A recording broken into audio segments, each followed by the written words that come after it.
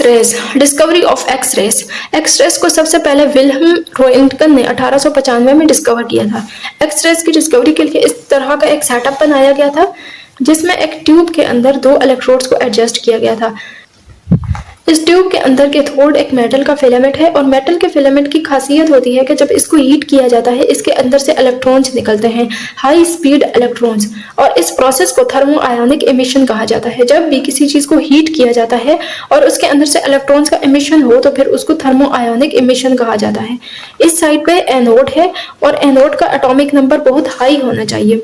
Cathode से thermo ionic emission के through जब इलेक्ट्रॉन निकलेंगे तो वो एनोड की तरफ डायरेक्ट होंगे, एनोड की तरफ आएंगे और एनोड के साथ जब टकराएंगे तो इसके अंदर से एक्स रेज का इमिशन करवाएंगे। इस ट्यूब में एक खास रीजन में विंडो बनाई जाती है ताकि एक्स रेज का इमिशन सिर्फ और सिर्फ इस विंडो से हो और इस विंडो के थ्रू एक्स रेज को बाहर की तरफ डायरेक्ट किया जाता है और फिर इनका यूज किया जाता है। अब इलेक्ट्रॉन का इस हाई एटॉमिक नंबर वाले मेटल के साथ टकराने से ये एक्स रेज का इमिशन कैसे हुआ इसको हम समझ लेते हैं। तो ये एनोड का कोई एक एटम है जिसका एटॉमिक नंबर बहुत हाई है।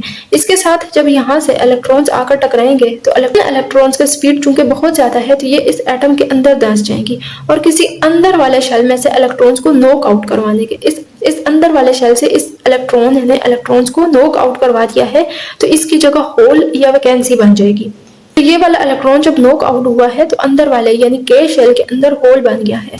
अब इस के शेल के होल को फिल करने के लिए बाहर से कोई इलेक्ट्रॉन अंदर जाएगा तो वो अपनी एनर्जी को इमिट करेगा और ये एनर्जी फिर एक्स रेज कहलाएगी। जब कभी कोई इलेक्ट्रॉन के शेल में जाएगा तो वो के सीरीज वाली लाइंस को इमिट करेगा और जब कभी कोई इलेक्ट्रॉन एल शेल में जाएगा तो वो एल सीरीज वाली लाइंस को इमिट करेगा और इन्हीं के और एल सीरीज को तो एक्स रेज कहा जाता है। जो एक्स रेज इमिट हो रही हैं इनकी फ्रीक्वेंसी डिपेंड करती है इस टारगेट मेटल के एटॉमिक नंबर के ऊपर। तो मूसले ने एक रिलेशन बताया है between the frequency and atomic number of the target element. तो अंडर रूट ऑफ फ्रीक्वेंसी बराबर है a into Z minus B, where z is the atomic number of target element and a and b are constant which depends upon the nature of target metal। इस relation को Moseley's relation कहा जाता है। इस relation के according frequency is directly proportional to the atomic number of target metal. जितना ज्यादा atomic number होगा टारगेट मेटल का तो एक्स रेज की फ्रीक्वेंसी उतनी ज्यादा होगी।